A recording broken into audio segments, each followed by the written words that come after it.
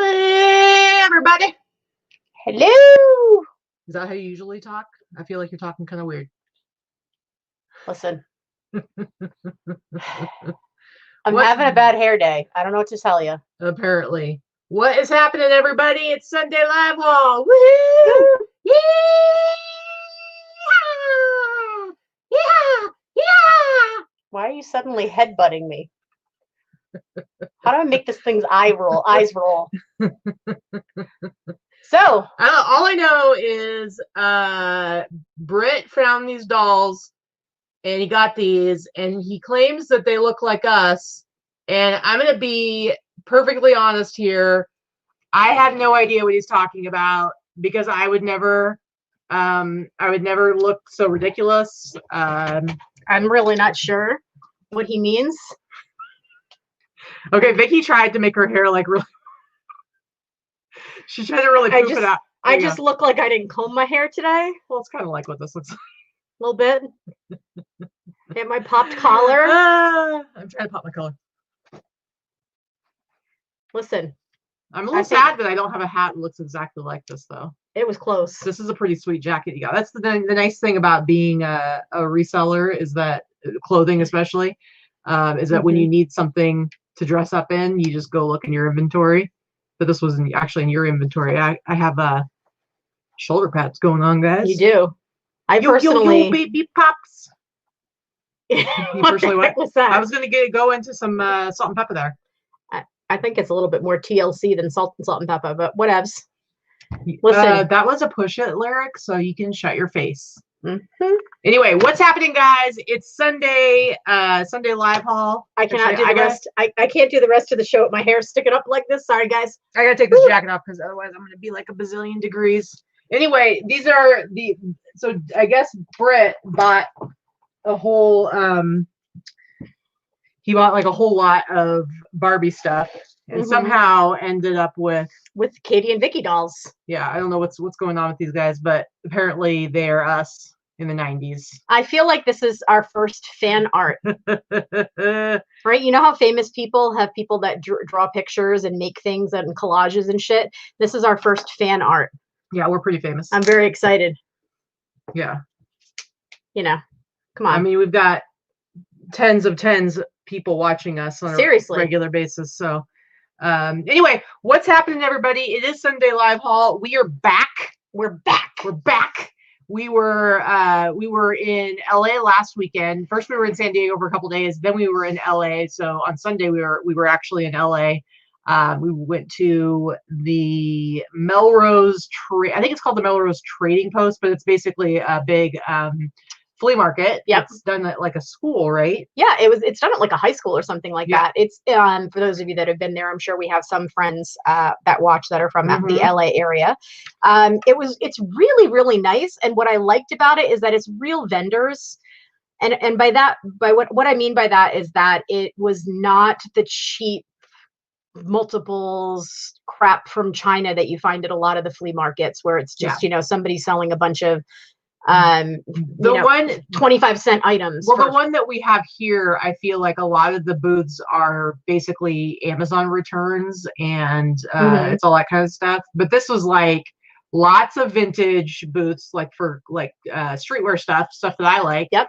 And that she likes as well. Lots of those. But there were also lots of like artist ones too, where they were like, stuff that they had made themselves, and it was pretty cool. It was really I fun. wish I definitely would like to go back again.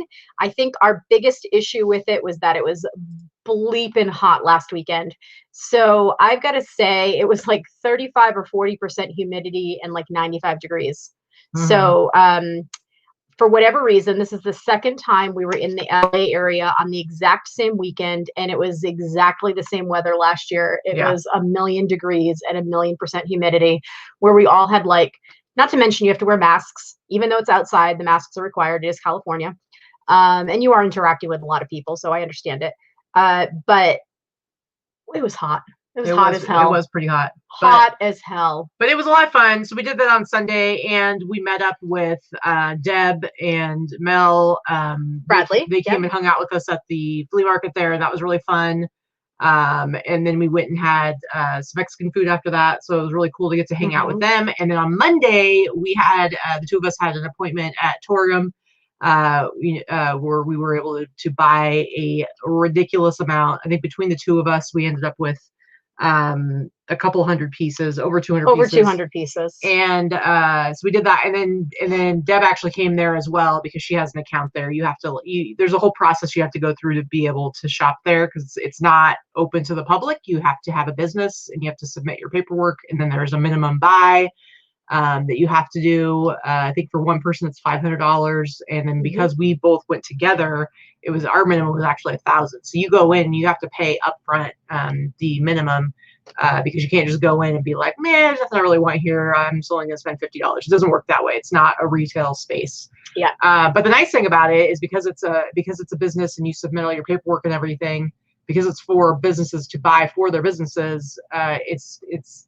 you don't have to pay taxes. Well, yeah, sales tax. So that's really nice because when you're spending well over $2,000 on merchandise, the last thing you want to do is also. And we did. I think we spent almost $3,000. Yeah, we were like $2,800 is what we spent between the two of us.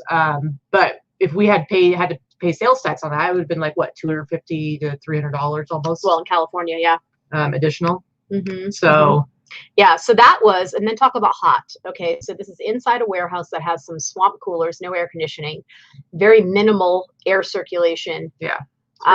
Again, having to wear masks because you're inside a building in a place of business. So we were there I actually left and went out and sat in the car and cooled down for about an hour at one point, but we were there for 7 hours. Yeah, I was impressed. She actually made it through quite a bit of it. She only went outside. I think you were out for like, what, an hour and a half? About a little over an hour. A little over an hour. I caught up on some emails. But she's like, I don't need to come with you every time. It's a bit much for me. It's a bit much for me. I will say, if you are the type of seller that Katy is, where you want to focus on a lot of the streetwear and the t-shirts and things like that, it's a great, great place. It was great for stuff for me as well, but I feel like there was less of it, and obviously the stuff that I like is more expensive. So granted, I'm not going to find the majority of the stuff out in the wild either, so it's a give and take, but I certainly don't need that much time. The majority of the stuff that I want I could have found in 2 hours. Yeah. So whereas I could have spent another 5 hours easily and found even more. So next time when I plan to go again in like about a month, and this time I'm just going to go by myself, and I really am going to spend like the whole day, and I'm going to try and get into their other warehouse. They actually have 2 spaces. Get into their other warehouse. And the other thing is too, is like, as you develop a relationship there, you can get to the point where they will let you open bales. And when you get to the bales, you're going to get a better pick of the stuff that they have there. So, but I think it's lots of fun. And so we've been, let's see, you process most of yours in the first like day and a half. I had to, so, when I get over 100 t-shirts and stuff, I go through and I pull, everything has to be washed. Absolutely everything has to be washed. This stuff has been filthy. This stuff has been, who knows where it came from and how long it's been floating around. There's a whole process. Like it very likely, very possibly goes overseas, goes to another country, and then comes back. Or comes from another country, because like a lot of our old clothing gets shipped overseas, and there are all these different areas that stuff goes to, and there's places overseas where they go and they get all separated out into different types and blah blah blah, and then they get shipped back, and so it's all of it's pretty dirty. Even if it doesn't look dirty, their lighting is terrible. Your fingers get black by the end of the day. It's pretty bad. So I separate everything out by the whites and then the darker stuff, and then I go wash everything, and then some stuff has to be soaked, some stuff has to be bleached, and then I did a bunch of yours. I literally finished with the last of it yesterday, and now everything's been photographed. So I think that's a pretty good turnaround. And we got home about midnight on Monday. So I think to take all of it and within 4 days, basically have it processed and photographed and measured. And yeah, actually yesterday I didn't work, so I got it all done Friday. So basically within 4 days, I had everything processed, washed, photographed. So mine is not all photographed yet at all, but it's all processed. Whew, yeah. Anyway, so Suzanne, yes, it is all vintage. It's like 95% vintage. What we got was pretty much all vintage. They have a lot of stuff there. It's called a vintage warehouse, but there is a lot of stuff that's not vintage. But even the stuff that's not vintage is more retro stuff, if that makes sense. Yeah, retro, or it's like a streetwear type of feel. Like if not vintage, it's hype wear or streetwear. So it's in that same genre, even if it's not technically 20 years old. Yeah. Anyway, all right. So anyway, we ended up with a bunch of stuff. I know you guys wanted us to show you. You know, people are like, we want to see all of it. It's like there's no way you could never see it all. You don't want to see all of it. So we are going to show some of it today when we get to the haul part of our show, and then next week I'll probably we'll both show more stuff from it because we're not going to do it all in one sitting. That would be super boring and take forever. But we will show you some of the highlights, some of the cool stuff. And so we're going to do the show like we always do. We break it down to 3 parts. First part, we look at our real numbers, our gross numbers for the week, you know, our cost of goods, which is super important, the fees, stuff like that, kind of break it down a little bit, give you an idea of like how we did over the previous week, which this last week, yeah, we did okay. This last week was not as good. I mean, to be fair, we all know that the item specifics stuff came up again this week, similar to last year. A lot of it is still not doing so great. So I will say that I had 3 0 days on eBay this week. Ooh, yeah, that's bad. 3 in a row. And I say 0. I will say there were actually 3 days under $50 each because I did have a couple offers to watchers that purchased. But I had 3 days of 0 organic sales on eBay. So it has started to pick up again a little bit. I have not fixed my item specifics yet. I did fix 100 out of 700 of them, and we'll see what happens with that. I don't want to get into a whole conversation about item specifics. That stuff's on every platform and every channel, but it's been a slow week for me. I've never had 3 0 days in a row. Yeah, never. Well, we had such a strong September. It felt like fourth quarter started early. Yes. And then it's like this last week, it's slowed down quite a bit, but whatever. It's okay. It'll pick up again. It's all cyclical, and it'll pick back up again. Anyway, then the second part of our show, the middle part, we look at our sales highlights for the week, some of the cool stuff that we sold over this last week. But as usual, you can always go and look at our eBay stores, our Etsy stores to see what kind of stuff we've sold over the last week, at least through those platforms. Exactly. And you can see the good, the bad, and the ugly. I've got a lot of little sales. I've noticed 2 people in the chat. So both Bonnie and Patty both said that they've recently purchased out huge inventory lots from people. So I just want to say, like, congrats, ladies. That's a big deal. Like, that was the first thing for me doing that this year. And that's a big deal when you make a huge upfront commitment and purchase a lot from another reseller, or from you're not just out thrifting 5, 10, 20 items at a time. You're buying dozens and dozens of pieces and putting a lot of money up front. It's a little bit scary and it's a little bit of a risk. And I know that because I'm there too. So congratulations that you guys took the leap to do that. That's a big deal. It sounds like you are getting ready to work on it though. And that's what's important. Like I was just saying, we bought over 200 pieces this last weekend, and you've already sent a lot of it off to be photographed, and you're working on that. I've already got all mine processed and photographed, so I can start listing it over the next week or so. And that's what's really important, is it's like you put that money out there. You got to get it moving and working for you. Working for you as fast as possible. Yeah. So I would say, that huge haul that I picked up with Sally and Rudy's help, which was like 300 to 400 pieces. That's already well listed and processed. The huge haul that I just picked up last month in Phoenix from the Clothing Vault is all photographed and 80% listed right now, 80% live. So I've got another 20% or so to go this week. And then I even have a good portion of what I just picked up last week that is already with my lister. So it's trying to get it moving as quickly as possible and make your money back and get that money working for you. Well, yeah, or at the very least getting it listed so it's at least available for people to purchase and stuff like that. But that's part of being out there and interacting with other sellers and building relationships. Like, yeah, some people just like all they want to do is go out, source their stuff, work hard, and they don't really get involved in the community. But the thing about getting involved with other people is that you do come across these kinds of opportunities and stuff like that. Like, I actually have something I'm working on, which I haven't even talked to her about it. But somebody that I know through Instagram, the Instagram community, he has a brick and mortar store on the East Coast in New York, and he wants to sell a bunch of stuff, and so we're working on that, and it's probably gonna end up being like over 100 pieces, t-shirts and sweatshirts and stuff like that. It's gonna be a good deal for me, and he can offload a bunch of stuff, and so stuff like stuff like that. It's like it comes up because you're talking. Is this your guy that bought a bunch from me? Yeah, he's bought from me too, Enrique, and so I'm going to buy a bunch of stuff from him, and it's just kind of, you know, those opportunities don't come up if you're not having conversations with people and you're not networking and you're not building rapport. It just ends up happening. And so that's what's really good about being a part of the community. It's not just about the social aspect. It's also about business opportunities, where you help each other out. You buy out somebody's whole inventory and they make money that they need to have right then or whatever their deal is. And it works for everybody. But yeah, it is scary, but you got to do it. You got to do it. I'm almost, like I said, once I finish processing this stuff from Torgum, I'm going to have to actually go out and thrift like a savage again in the stores. I'm going to have to do it this week. I'm pretty much out. Yeah. I also have not thrifted in probably 2 months, and I have not purchased any hard goods in a very long time as well. So I really need to get out there and build up my hard goods for Q4. While I love clothing, especially all these great vintage pieces I've gotten, you know, the reality is that hard goods has a much higher ROI for me, and it sells much quicker.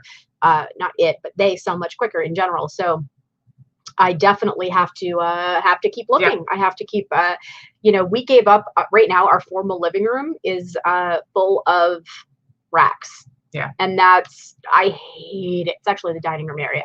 I hate it because I hate having inventory creep into the living space more than the 2 offices that we work out of. But it was necessary to buy this great quantity. So my hope is that, you know, I do know that I sell an awful lot during Q4. My hope is that I turn over enough of it that I free up the personal space again. Luckily, she's the one that bought all the stuff that's filling up our front room, because I'm the one that's probably more forgiving about that, because I wouldn't do that. I don't like, just like her, I don't really want it to be creeping into the rest of our house, but I'm also like not a huge, like, I understand the circumstances whereas I don't know how you would feel if I was like, I'm buying all these t-shirts and sweatshirts and filled up the whole front room. So, but we'll work our way through it. But I see Bonnie, I bought a big lot of stuff from her that was some really cool stuff. It looks like she's trying to get out of clothing, she said. And I know, she's got like a bunch of hard goods and stuff. And I also know I had gotten some emails from other people. So if I don't respond to you right away, be patient. I will get back to you. But anytime anybody wants to reach out to us, if you have something you think we might be interested in, we are always looking to buy stuff as long as it fits within the model of like what we sell. Because, you know, we're always willing to take a look. Just don't be too sad if we say no. But Bonnie, she hooked me up. I got some cool stuff from her. Yeah, so for sure. I'm excited to see what else she has. All right. So anyway, we'll show the stuff that we sold over this last week. And then the last part is, of course, our live haul. We've got some good stuff. And we'll show you guys mostly stuff we got in LA. I got a couple things that all of my stuff is from LA. Yeah, I just have a couple other highlighted things that I've gotten elsewhere. Anyway, all right. Do you want to go ahead and look at our numbers? Sure. Let's see. Go ahead and share the screen. Oh, they're pretty close again. They're real close. Are we gonna do yours first? No, I'll do mine first. You beat me out by a little bit. Oh, I thought you beat me. No, it's very, very, very close. Okay, so this is the week ending yesterday, so it goes from last Sunday to Saturday, yesterday. I had 29 orders going out on eBay, 12 on Etsy, 2 on Instagram, and 1 each between Grailed and Mercari, for a total of 45 outgoing orders. I just barely missed hitting 2,000 on eBay for my gross sales, $1,970.58. Etsy, I did okay, $750.58. Instagram, I didn't do any lives or anything this last week. These are just from me posting stuff, which I will show you guys in my sales highlights. I made $450 off of 2 items on Instagram. And then Grailed and Mercari, what happened? They kind of limped along this last week. I only sold 2 things between the 2 of them for a total of $139. And my total gross sales, $3,310.16, which I'm actually just fine with. And my shipping cost there, $234.30. You see my fees broken down over the different platforms. Of course, Instagram, there are no selling platform fees. My total cost there, $552.09. I do have a pretty high cost of goods for this last week. $735. There are a few things that that I bought that cost quite a bit, but when you'll see in our sales highlights, I'll show you what that's all about. And so my total net sales, $2,023.07. My gross average sale price, $73.56, which I'm really happy with. I'm really trying to stay above $70 if I can. And my net average sale price, $44.96. So total gross, $3,300. Very good. Net, $2,000. Wendy asked, how do you handle sales taxes on Instagram? She does not collect sales tax on Instagram. It is a person-to-person selling platform. It's not really a selling platform. It's not a selling platform. It's a private selling avenue that she's using. Yeah. Obviously, this is her first year doing it. Well, maybe not obvious to you. I don't know how if it's obvious or not, but this is her first year doing it. So it would be income that you'd claim just like any other income, and you pay your income taxes on that net income after your she just keeps track of what she sells that way. But as far as collecting sales tax, she doesn't collect. I don't know that I've ever bought something from somebody through Instagram and had them collect tax. I don't think anyone does, because I think it's a relatively new way of doing private selling. Yeah. So there's just really no way to set it up. I would think like probably in the future, because like the way I envision it is eventually I'll probably set up my own Shopify store. That's different. Yeah. Right. And then I would direct people from Instagram to my Shopify site in order to buy stuff. And then that would be set up differently. But as it is, they're not doing that. Not there yet. But it's, generally it's pretty low weekly sales. Okay. Let's look at your numbers. There you go. Yeah. See? Very close. Very close. So I had 39 eBay orders. 2 weeks ago, I had over 60 eBay orders. So you can see that my sales have dropped in the last 2 weeks. So 39 eBay, 6 Etsy, 7 Poshmark, 7 Mercari, for a total of 59 altogether. $23.39.91 on eBay, $516.65 on Etsy, $292 on Poshmark, $292 on Mercari as well, which is really weird. So $3,440, my total gross sales, shipping of $273, eBay fees $280.79, Etsy $43.92, Poshmark $58.40, Mercari $40.06. My total fees on the platform $696.16. My cost of goods were a little high this week, and I'll tell you why when we get into some of the solds. I have a couple of items that I really paid up for. So $407 makes my total net sales $23.37. I like to be between the $2,000 to $3,000 range, so it's really not too bad. I prefer to be closer to $3,000, of course. My gross average sale price $58.31, which is right where I like it to be, between $55 and $60, and my net average sale price $39.62. Nice, very nice. So your net ended up being about $2,300. Your gross $3,400. So yeah, you're about 300 over me in the net, about 100 over me in gross. Not too shabby. Gotcha. Yeah, going back to the whole sales tax thing, I was just thinking about how, like, I've yet to sell to anybody through Instagram that's actually in Nevada.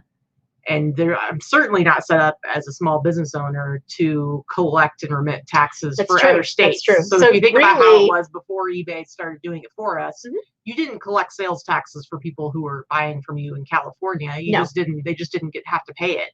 But that has changed. So again, it's basically.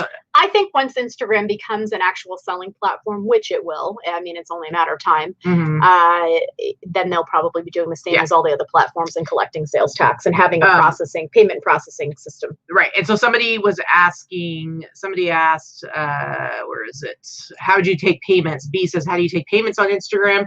It's basically all you're doing on Instagram is you're connecting with people. And so then the payment is between you. So it's a private PayPal. It's a private messaging conversation between your buyer and yourself. It's not a platform. So you're going to tell them to PayPal, Zelle, Cash App. I've done Cash App. I've done Zelle, which means they basically just send it directly to your bank account. So that's nice. But yeah, it's really not. It's not. Instagram itself is not actually taking those payments for you or anything like that. You have to have an audience willing to purchase from you on Instagram. That's what it is. And Katy does have that for what she does. Yeah. Okay, let's look at our sales highlights for the week. Ooh, fancy. Hold on, let me show the screen here. Bam. What you got? What's this fancy stuff right here? So this is just a vintage robe. I know I showed this a couple of weeks ago. This did come from the clothing vault. This sold fairly quickly. It sold within 2 weeks or so. Well, less than 2 weeks. I've had this listed. It sold for the price you see there, $103.96. You know, I did purchase an entire inventory from them, so the cost per piece was fairly low, and it sold very quickly. Nice. So really pretty. Like that belt that is with it doesn't entirely match it, but it was with it. So we photographed it with it and sold it with it. It's very pretty. There you go. Fancy. That's funny because this is my first piece I'm showing is also something that was acquired from the clothing vault. And it's funny that this sold so fast. I really like, you look at the tag on this brand, it's Garin, I don't know how it's pronounced. But I have several, actually have a number of these, NFL sweatshirts that have this tag on them. But this particular one, it's pretty worn. You can see like how the graphic or the printing on cracked, it, it's like all cracked and worn off and stuff. Yeah, but I like that look. Yeah, I think it looks cool. So it's definitely got like some, you know, marks and distressing. So I listed this, and it really has only been listed for maybe a little over a week, and it sold for the price you see there, $69.99. So not too bad. I was pretty happy with that. Not too shabby. Not too shabby. All right, next one for you. I think I showed this. One. I think I showed this in a haul as well. I've had this listed again probably about 2 weeks. This I paid what, $4 or $5 for. I knew that Dixon was a good brand. Some of them are selling for ridiculous amounts of money. Yeah. And I think it was Allison that told me before I had checked this out, I was thinking this was going to be like $60, $75 range. Yeah. And was happy with that. And it's not vintage, right? It's not vintage. I think I paid $5. And it actually had a ton of interest right away on pretty much all of the platforms. And this one actually, it sold for the price you see there for $127.96. That is crazy. Why? Tell us, is there any reasoning behind that? So why does it go for so much? Dixon is the hottest flannel shirt company out there right now. You know, they do limited releases and designs. This particular one was a fairly boring basic plaid, but they do limited releases and limited designs. Like there's one that they have like the Freddy Krueger one right now that's like colors that look like Freddy Krueger's sweater, and you know, they do limited releases, and people, like anything else, limited. If you sell something, it's a freaking flannel shirt. I know. I mean, I get it with the Freddy one like that, I can understand, but but a lot of them, I mean, it could, if this had been a good design or a desirable one, this one would have sold for even more. I could have gotten close to $200 for this if it was one of the other ones. But this was just a very basic, very boring. It looks like it may have even been one of their earlier designs because their tags are a little different now. I just don't know enough about the company. I did a deep dive to see if I could find this particular model, but I didn't have any luck, so I was like, I'm just throwing it I'm up just there. still trying to understand, because like I guess like with Pendleton, it's just a basic flannel. With Pendleton, it's like I get it because Pendleton has like such a rich history that goes so far back, and like the whole board shirt thing and stuff like that, like it makes sense to me. This is very popular. Like, what is it about? So Dixon is very popular with the lowrider and classic car, lowrider, like the whole Suavecito, that whole culture. Okay. So that's part of it too. So it's a little bit like that type of like, are there celebrities or anything that wear this particular? I don't know. Like what? I'm sure there are. I'm only telling you what my limited knowledge is. So yeah. Crazy. It's Crazy. Just it's a brand that you need to keep an eye out for. Absolutely. All right. Very cool. All right, next one up for me is this Colorado Buffalo's Orange Bowl sweatshirt from 1990. Now, this is for a lot of stuff that I got from Barry, otherwise known as Afro Vintage on Instagram. He was actually on the virtual flea today, did a great job. And I would have watched him. Yeah, and so this one, he's back in Vegas now. We haven't seen him yet since he's been back, but he spent pretty much the whole summer in Colorado, and he was like just basically scouring the Coloradan landscape and taking all of the vintage away from there. Sorry, any of you in Colorado, too bad. Barry pretty much took all of it and brought it back to Vegas. But so while he was there, I bought like a whole bunch of sports t-shirts and sweatshirts from him for a great price. I think everything averaged out to about $10 a piece.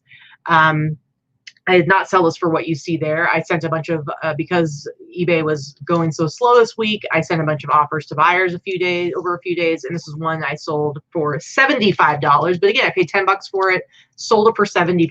It's on the smaller side, size. Smaller side of sizes at medium. So I think $75 was a pretty good deal, but I think it's a really good graphic, just a really nice sweatshirt in great condition. I even have in there, it said could be dead stock. Obviously it doesn't have tags, so I can't tell that for sure, but it looks like it was brand new. So it was crispy. Yeah. I really like the college, obviously pro sports, but I like the college stuff too. I feel like it does really well. Anyway, go ahead. It's all you. This is a blouse. I don't wear button-up blouses. Most women with large chests just don't, because it doesn't work.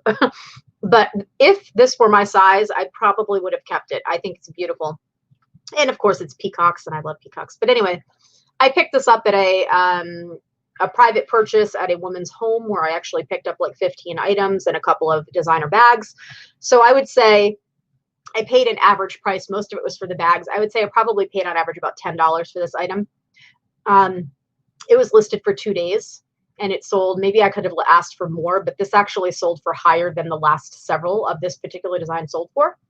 So it sold for $99.95 and I paid about $10 for it. It's really pretty. Very, very cool. Yeah, it is a really pretty blouse. Interesting. All right. So I'm putting this one up here. I did not sell it for that price at all. This is from, I've had this for well over a year. I can't remember when exactly it was, but it was the first big buy I did from Derek, who's one of the guys that's in our, he's in the boss group. He is super awesome. He's a vintage fiend on Instagram. We've been virtual buddies for a number of years now.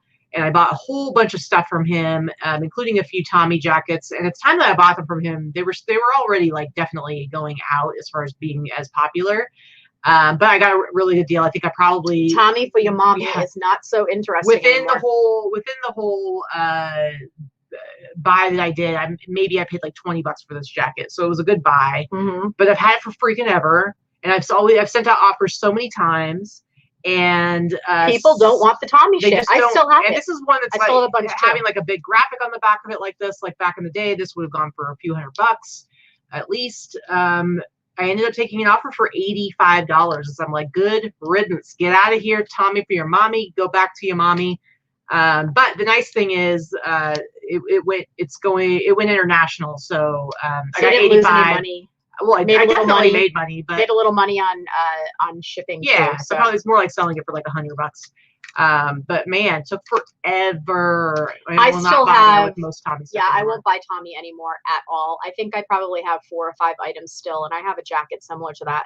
I can't give the friggin' thing away. Yeah. Now I will say, guys, when we say that, there's always gonna be somebody that says like, I sell Tommy stuff all the time. For the prices that I want to sell stuff, I'm sure that this stuff could still be picked up if you get a really good price on it. Like obviously I sold it for $85. A jacket like this, what I'm saying now is don't pay more than $5-10 for it. Sell it for $50. Yeah. And it'll sell. True. It won't take you a freaking year. Where a little over a year and a half ago, this would have sold for like $250 easily.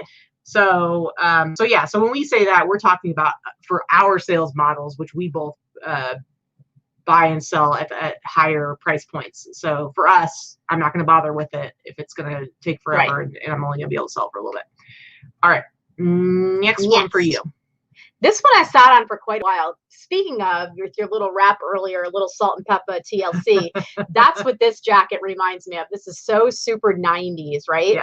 I can't remember where we picked it up, but I know it was at a Savers, and I think it was local.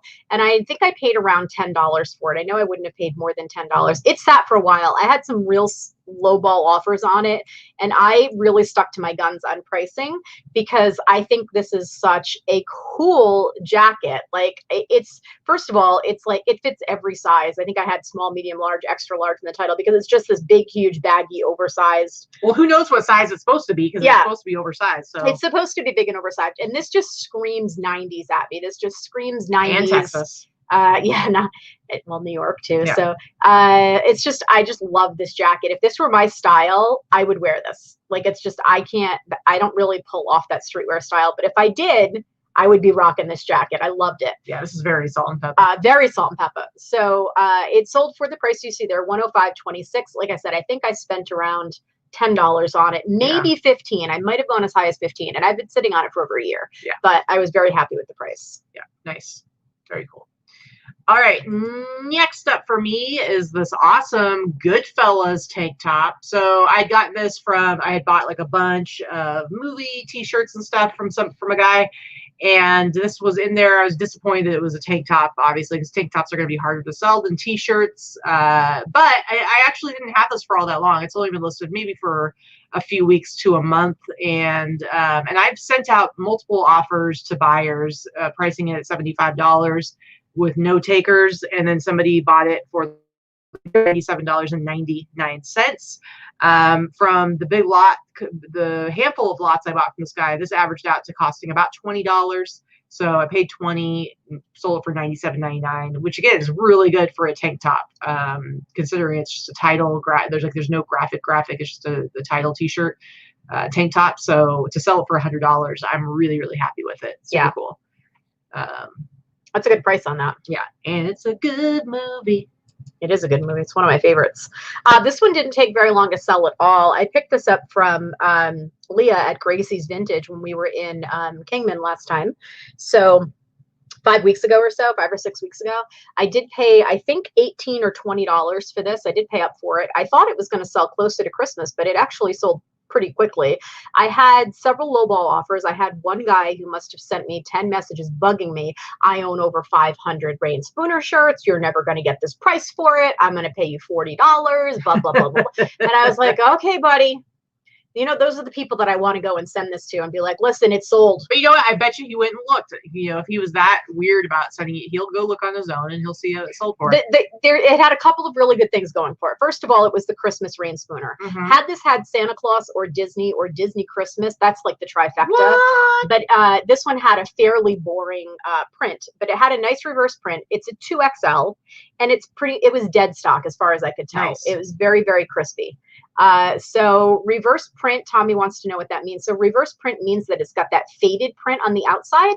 And then if you open up the shirt on the inside, you might have that last picture. It's the darker fabric. It's like they put the faded fabric on the outside and they keep the bright fabric on the inside. It's a style that is, Google it. You'll see somewhat exclusive to Hawaiian style shirts. Yeah. It's pretty cool. Anyway, so it sold for $101.36, and it sold very quickly. It was listed maybe a week and a half, 2 weeks tops. Nice. Very nice. All right, next one for me is this Albuquerque balloon Fiesta jacket. I've got so many. So we went to this estate sale. I got this one on the second day we went. We went the first day. I bought a few jackets because at the time they were priced at like $30 a piece, and then I got like a bunch of t-shirts and some sweatshirts for like $1 a piece. They were like crazy cheap, but the jackets they had priced up. So I only got a few of the jackets. I got the older We both ones. did. We both got a lot of this stuff. Yeah. So then we came back like the next day or a couple days later, and everything was like half the price. And so I bought they had a whole bunch of Columbia jackets like this. And so I bought pretty much all the ones that they had, and they were half price. So it was $15. So I paid $15 for this jacket. I mean, I've had it for a while. I've sold a number of them. I've definitely more than made my money back already. So everything else is just gravy on top. It's gravy. So I have it priced like this, but then I sent out a bunch of offers to buyers. So I sent out an offer for $125, and somebody accepted it. And they bought this for $125. And it's funny because there was another jacket that I also sent offers out on for like, I think it was like $100. And it actually ended up being the same guy that bought both of them. So I was able to, you know, the camera can't see you, right? Well, you should make the camera see me. She's over here playing with the dolls, guys, thinking that she's doing, what are you doing? I don't know. She's cute. Yeah. Well, now the camera can see sort of. It's really tiny though on the screen, so nobody knows what you're doing. You're basically just playing with yourself, and that's inappropriate for live television. It's a doll, you weirdo. Right. That doesn't make it any better. Okay. Anyway, so sold this for $125. Again, paid $15 for it. And like I said, they bought another jacket, so I made like over $200 off of 2 jackets. I paid very little for it, so I was pretty happy about it. And this is one of those cool 3-in-1 jackets that like comes apart and it's like another jacket inside and blah blah blah blah blah. So anyway, next up for you. What I got here. Okay, so this was I don't believe this was a Clothing Vault sale. Purchase, I should say. I don't think it was. I think this one was because I can tell by the photographs.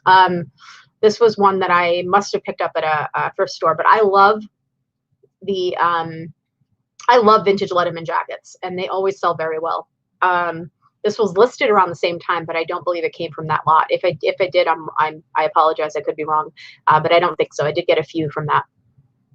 Anyway, it was listed for a couple of weeks. The person that purchased it lives in Oregon, and they sent me this message, and they're like, they loved it. So it sold for $129.95.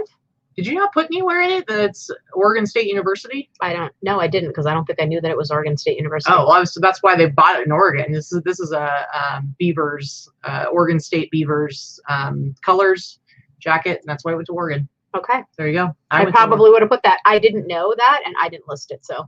Yeah.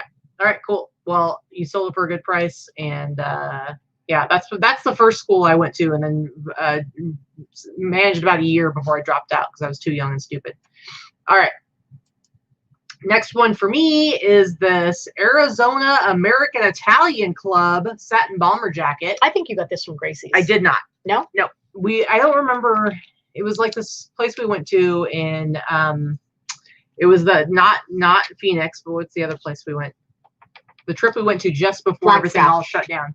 Anyway, it was like a cool vintage shop that had like records and like all kinds of cool stuff. Yeah, it was a very similar type of shop to Gracie's Vintage, but it was not that one. Anyway, I bought 2 jackets there, and I think I paid a total like $50. So I bought this for like $25, and it's just kind of a cool Italian Club jacket. And let's see, I sold this on Etsy. So let me tell you what I sold it for. It was 10% off because it is there was 10% off sale going. So I actually sold it for $89.99. So pretty good deal. Again, I bought it for $25, sold it for $90. Interesting. Nice little flippity flip. Mm-hmm. But yeah. Next one for you. Ooh, fancy. So this right here is one of the 2 bags. I don't do designer very often, but this was a private purchase that was a referral to me. I went to this woman's house and was able to purchase a few things from her. She was interested in selling her entire inventory, and what she had was just does not fit with my business model. But I didn't want to waste the time. It was it was like 45 minutes to her house each way. And I didn't want to waste her time or mine. So I did cherry pick about 15 dresses and 2 designer bags. And so if I break everything down, I did spend about $250 for this bag, but I knew I could flip it quickly and I knew it was authentic. So I paid $250. I flipped it for $495. It was listed for 2 weeks. Nice. Quick flip, quick and easy. That's the thing. It's like that's one of the things about growing in this business and becoming more experienced is that as you know the stuff that you're buying, if you can feel relatively reassured that you can get a certain price for it, then it totally makes sense to spend up and do a quick flip. Because like $250, that's a lot of money to put down for one item, but you knew it would probably sell pretty quickly. I didn't even know exactly what I would sell it for. No. I probably could have held out. These do sell for as high as $600 or $700, but this did have a little bit of wear on it. So I was not unhappy with that. And it sold on eBay as opposed to Poshmark with their 20% fee. Yeah. I'm not as confident with being a designer seller on other platforms as I am on eBay. eBay protects the seller, but they also protect the buyer. But I have enough experience behind me that I'm not going to get scammed. So I wasn't really concerned. But on Poshmark, I have seen some horror stories. Yeah.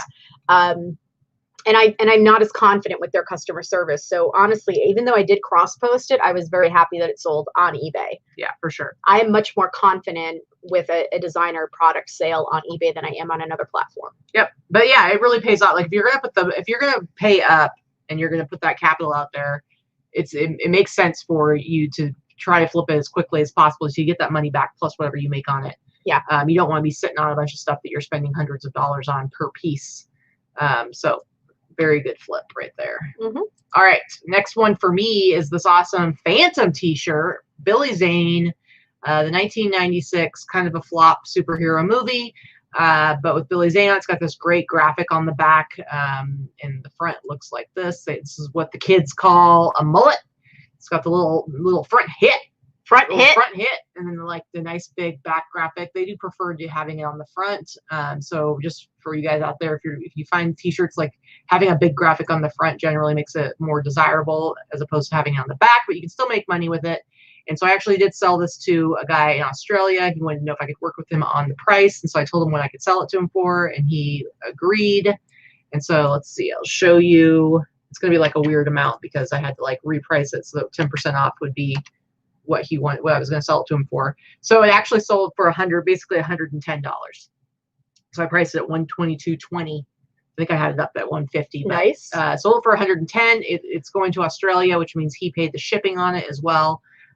So definitely a really good flip. This also came from the same batch of stuff that I got, like the actually I think this is from like the YouTube online auction that I bought a bunch of movie t-shirts from. So still around $20 is what I paid for it, and sold it for $110 plus shipping. So. Yeah, so I see both Allison and Patty saying that Mercari and Posh authenticate.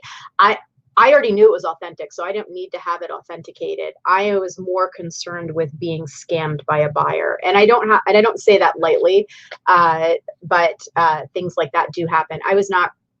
I know how to authenticate my own stuff depending on what it is. I have no concerns that it was real. I also have a Gucci bag for sale right now, and I know that that's authentic as well. But I don't need to pay somebody to authenticate when I know the difference. But there are certain things that I would pay to authenticate for sure. Mm-hmm. Mm-hmm. Tommy, so the thing that what I'm saying is, like, right now in the streetwear community, like when it comes to like movie t-shirts are really hot right now. Having a big front graphic is much more desirable for most people than having it on the back, and so they prefer the t-shirts like this as a mullet because it's like little in the front, big in the back. It just isn't, you're not going to generally get as big of a price for it, so it's pretty cool when you come across something that has a really awesome front graphic.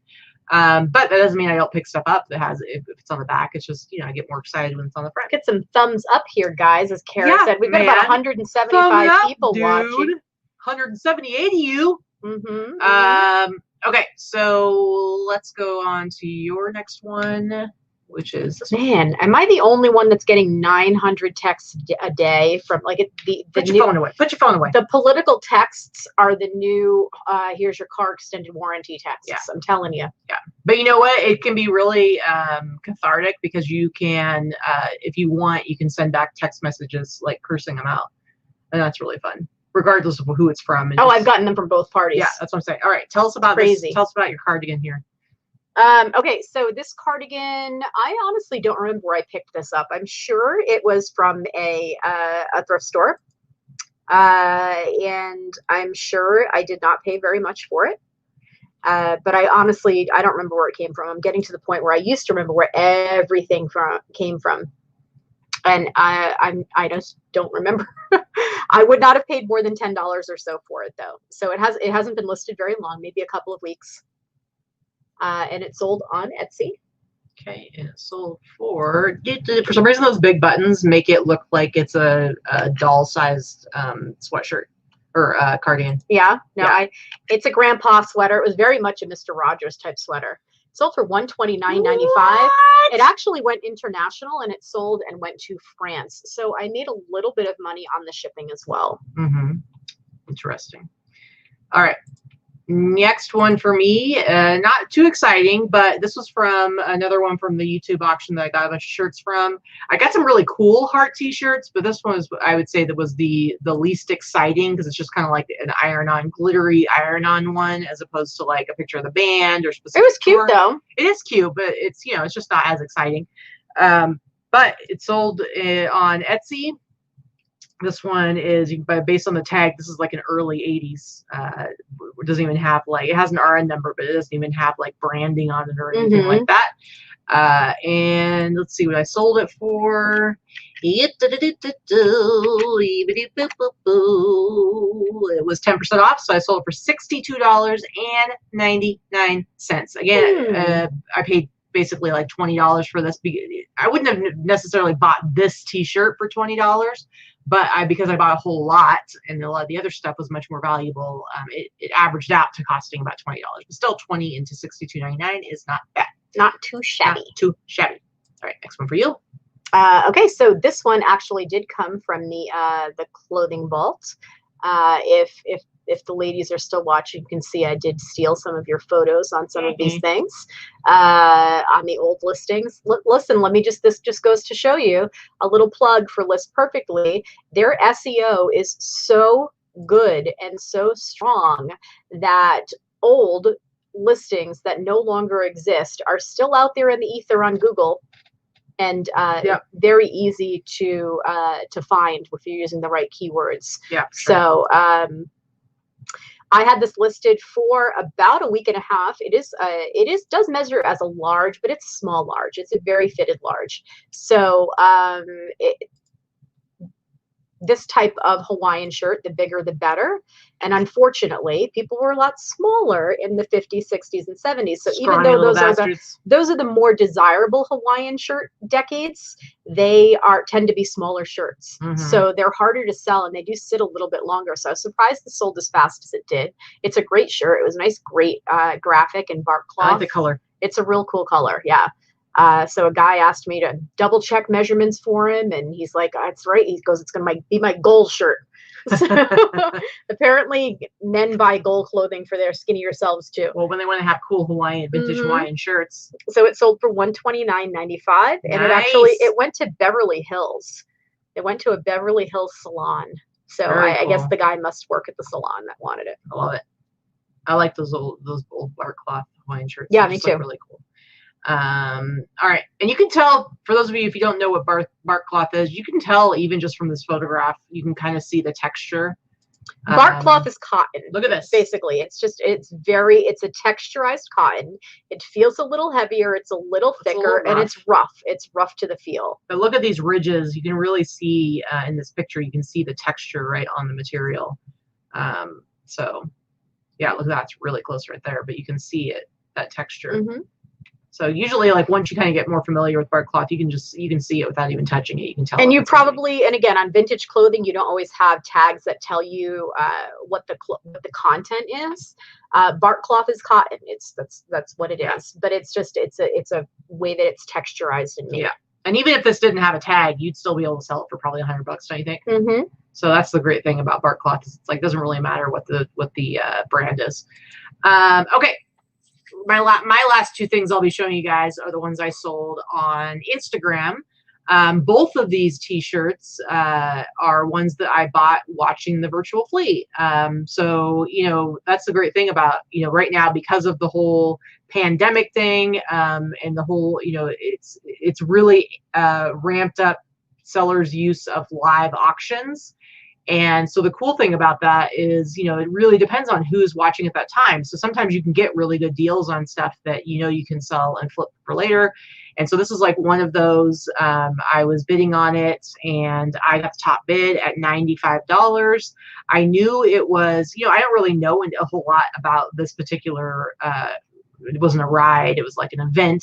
But it was at Disney World, and I could just tell, like, the graphic was so cool, and this was vintage. It's from the 90s, and I was like, I feel like if I pay $95, it's still going to be worth it.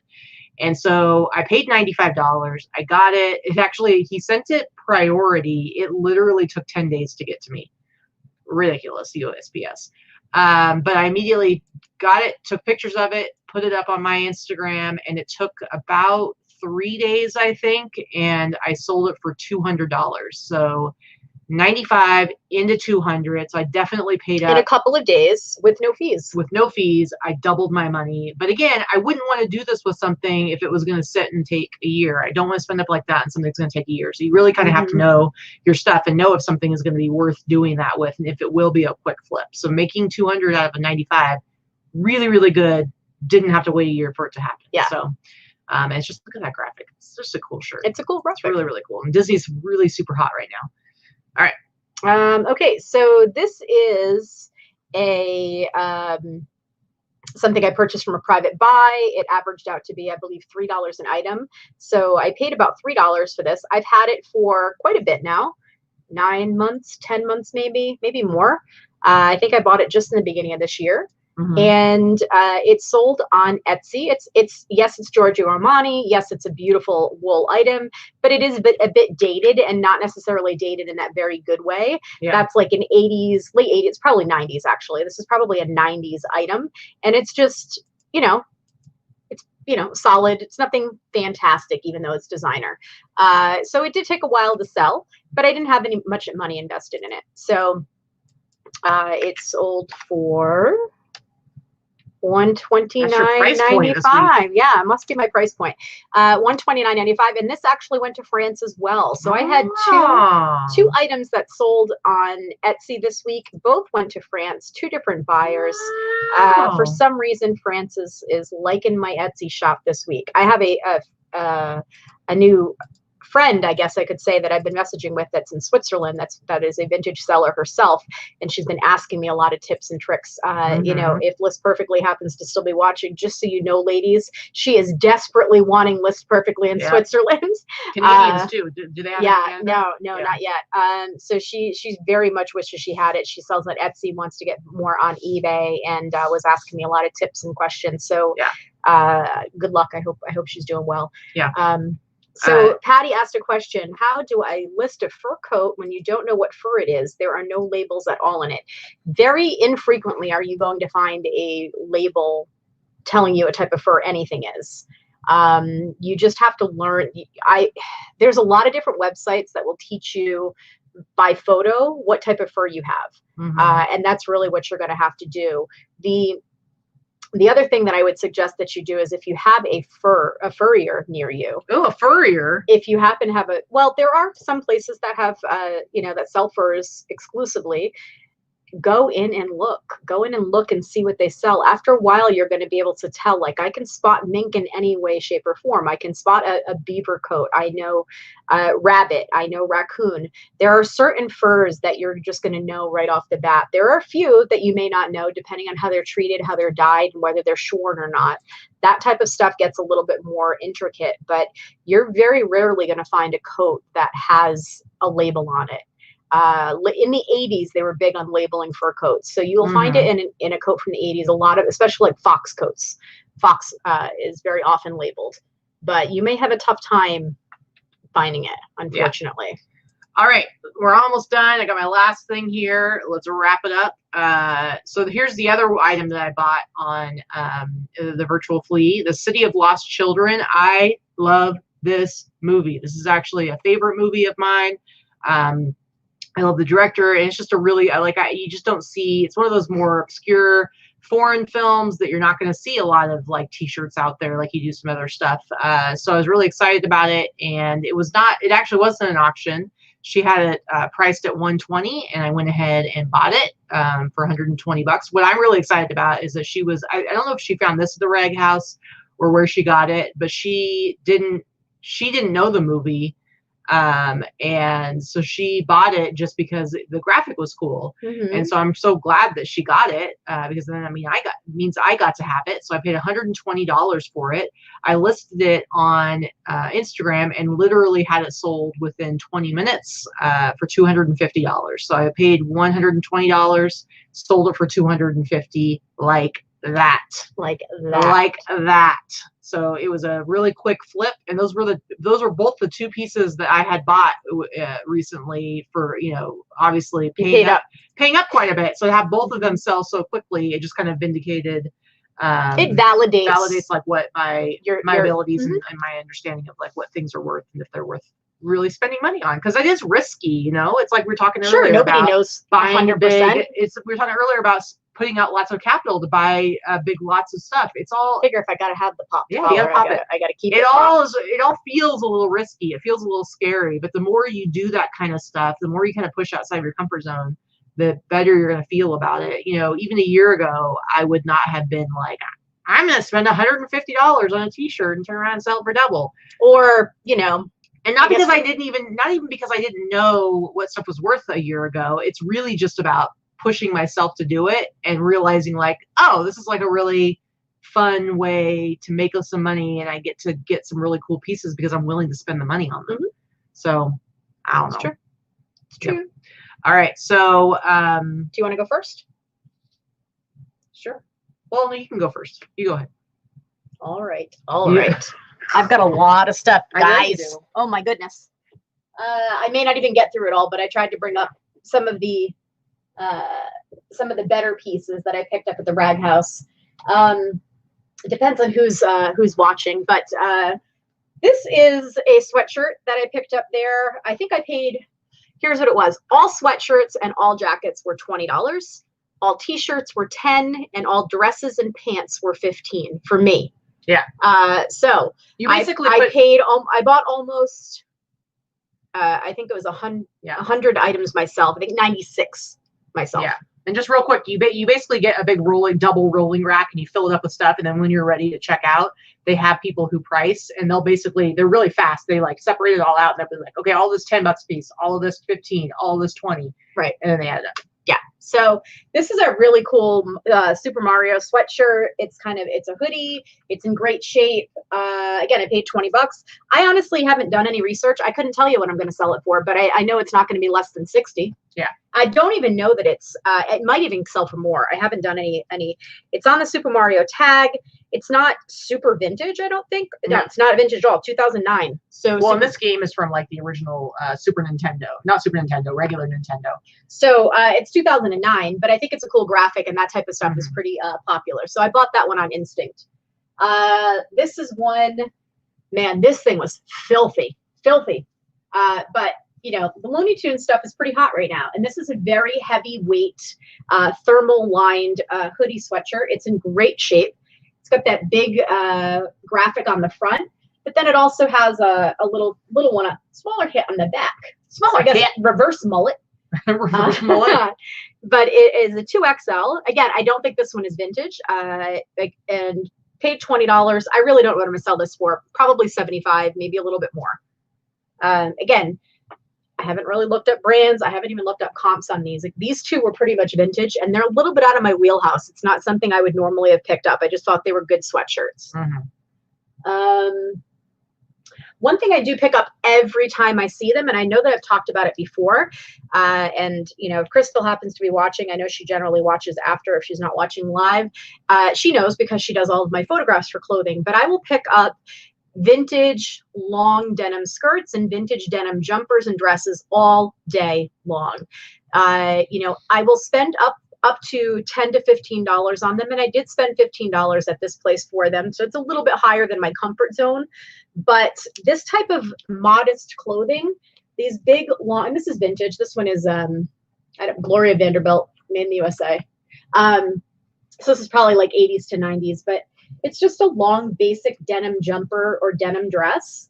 And these type of things, they sell for $60 to $75 all day long, and they sell quickly.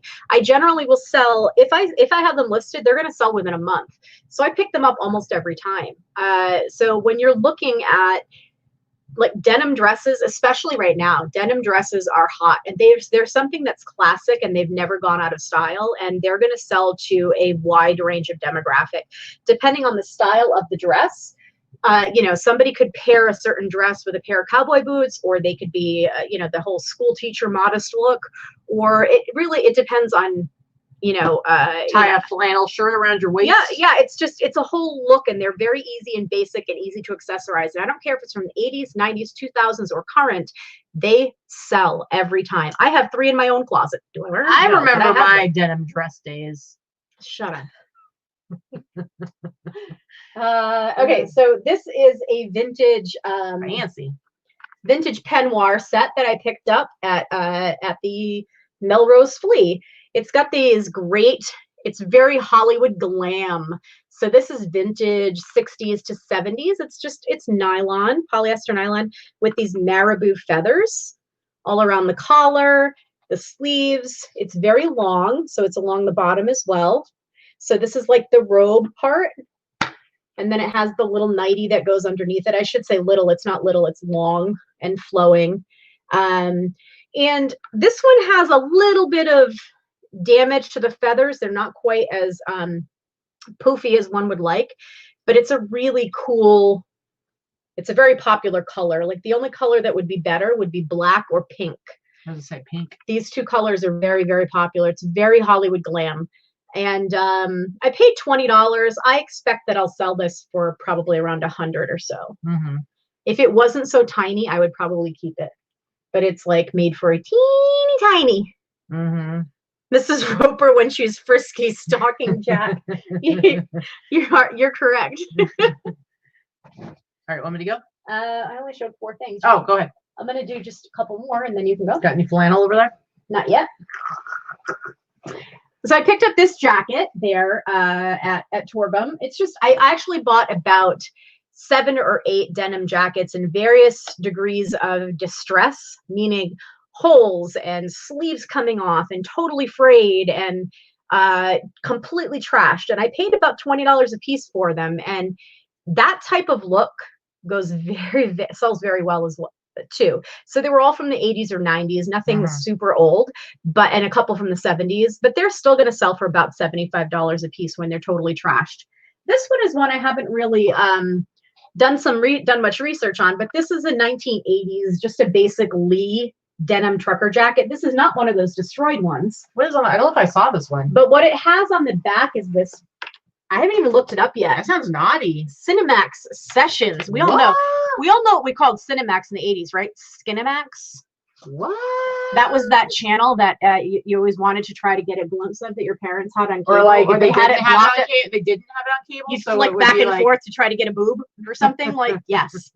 That was the guys used to talk about that. So I don't really know what this is. I haven't looked it up yet, but I'm assuming it was from some type of show that they had. Interesting. War channel. So naughty, very naughty. Yeah, I thought it was pretty cool. Yep. Let's see. I'll do one more. This one I only paid $15 for. Again, not vintage. I think this is early 2000s. Let's see.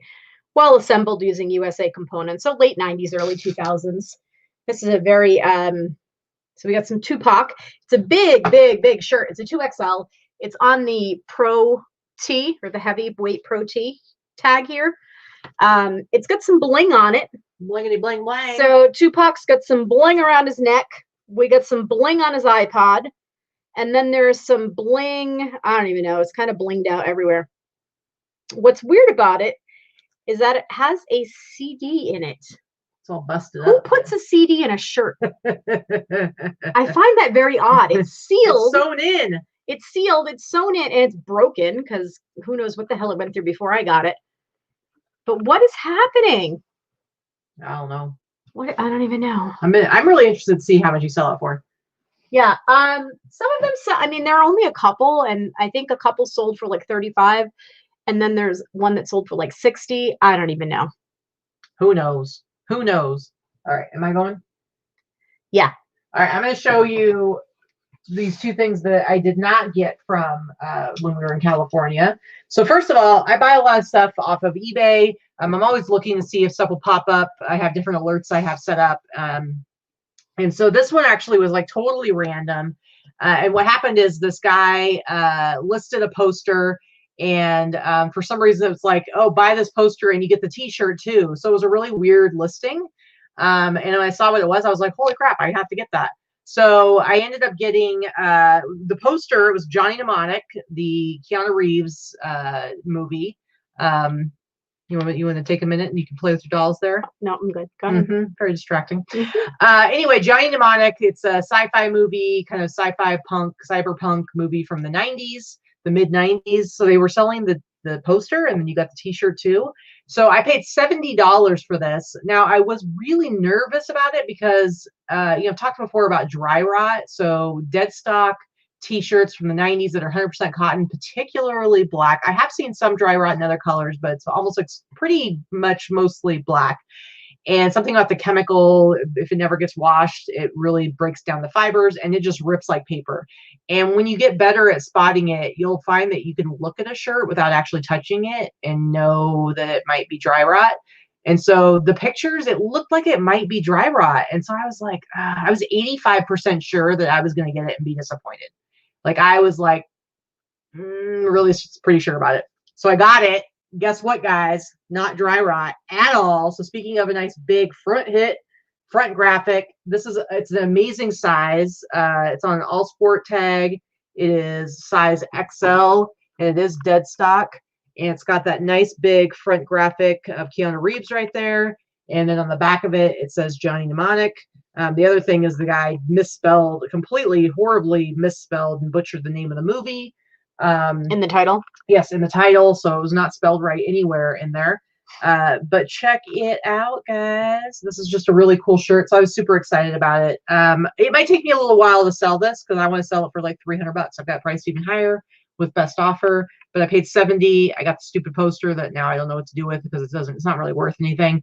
But I paid $70 for the poster and the t-shirt, and I will sell this one for I'm hoping $300, even if it takes me a little while. But this is a great shirt, great size. Black and white t-shirts are what's most popular right now. This is why I brought more things upstairs, because Katie will do a 10-minute dissertation on each t-shirt. Not each, but on the ones that are the most exciting. And this one I was excited about. For sure. One heck of a thrifter. We haven't seen her in here in a while. I see her around on the old Instagram. Well, so yes. You ladies, been working every Sunday, and I made it here. Katie's song, please. One heck of a thrifter. This one's for you, Angel. Let's do this right now. Super chat. Super chat. Super chat. Yow.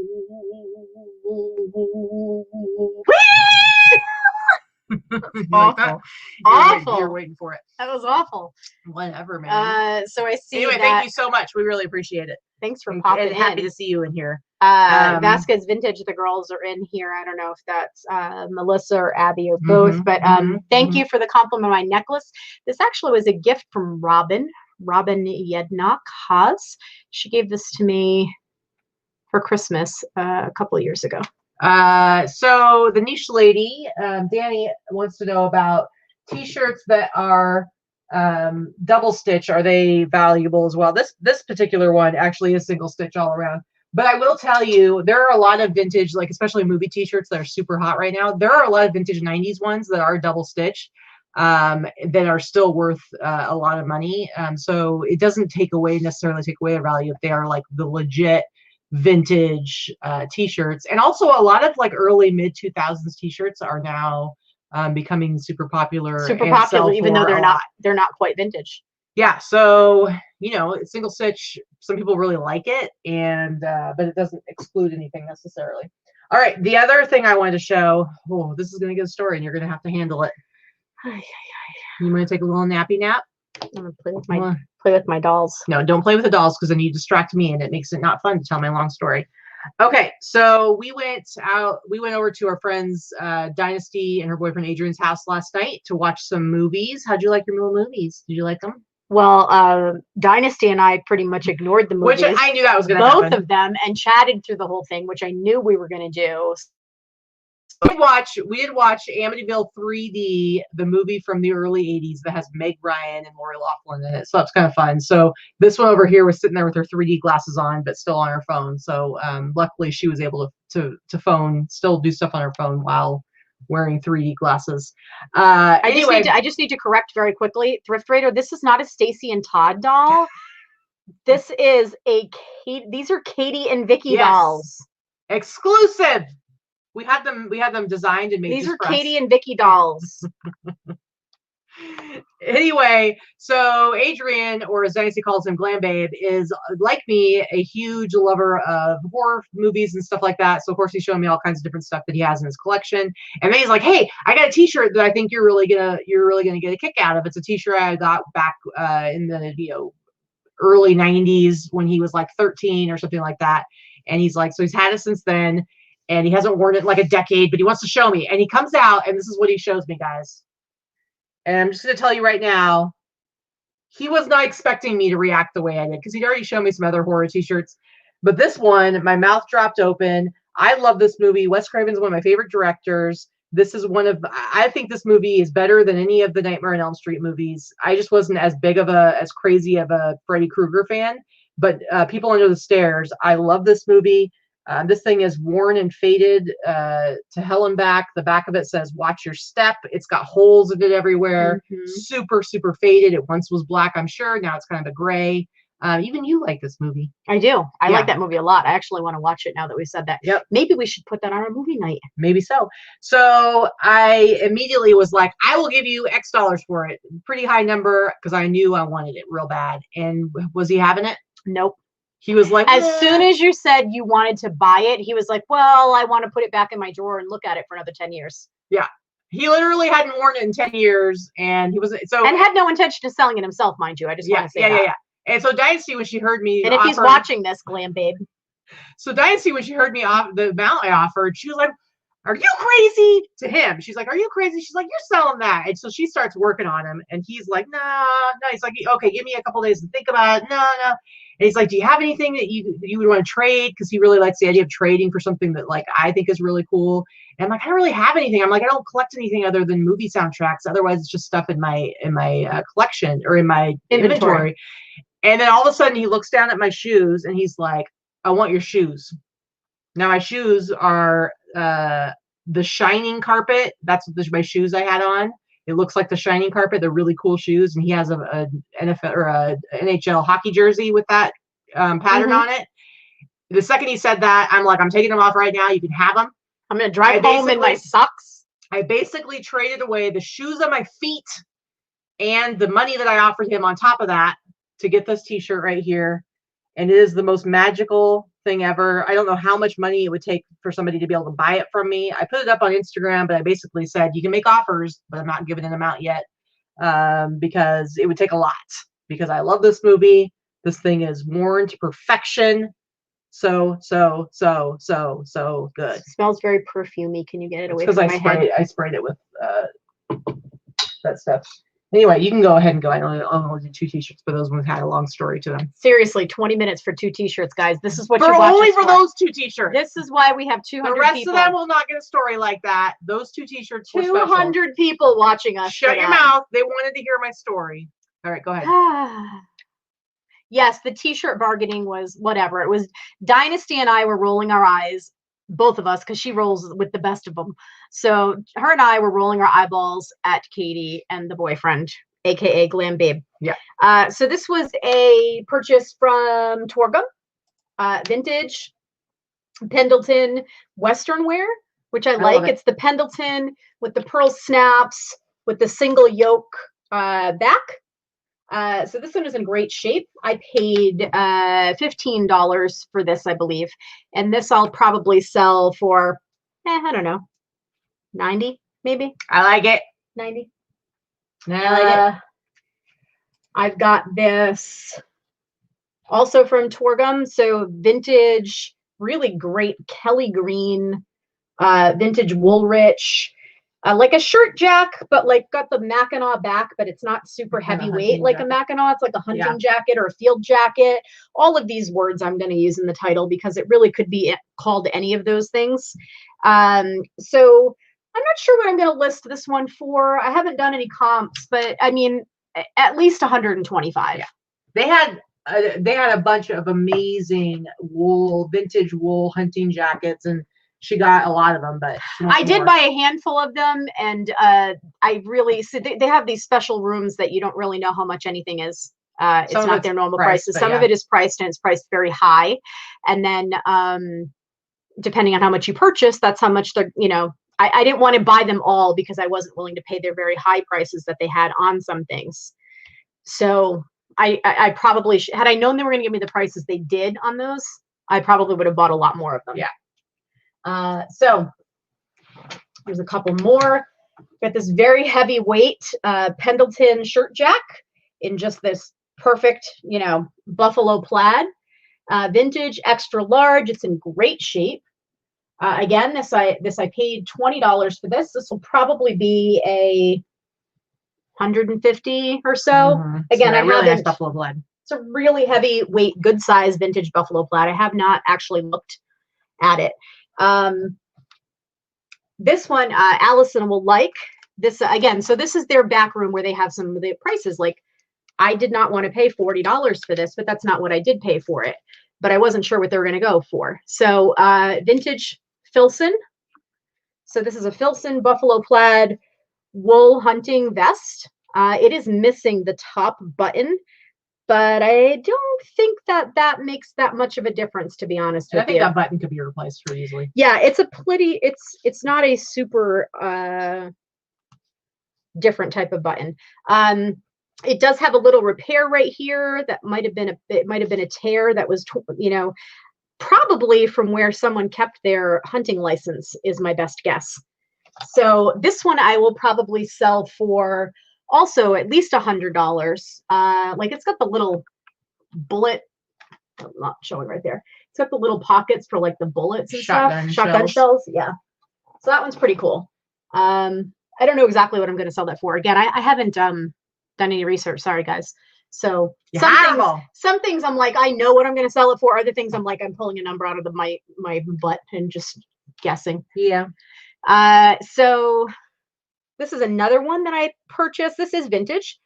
This is made in the USA. Vintage 90s, Warner Brothers, Acme Clothing Company. Just it's a sweatshirt bomber. So it's like it's the shape of a bomber jacket, but it's sweatshirt, it's fleece material. Allison's cursing you out in the And then it's got this really great embroidered graphic on the back with the Looney Tunes guys. So I think this one's very cool. This was one that I paid $20 for. It's very, very crispy.